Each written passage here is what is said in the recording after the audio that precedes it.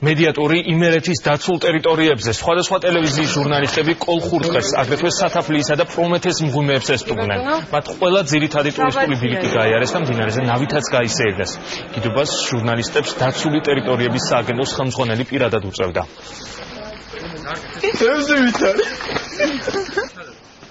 უკვე ამ წლის მონაცემით 60,000 ტურისტამდე არის ნაყოფი სათაფლის დაცულ ტერიტორიაზე.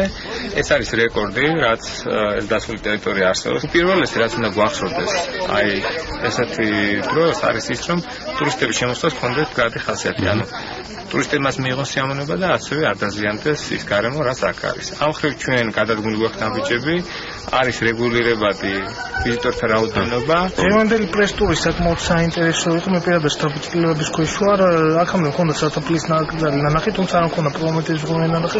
გარდა ამისა, ინფორმაციული თვალსაზრისითაც საკმაოდ დატვირთული იყო დღევანდელი პრეს-ტური.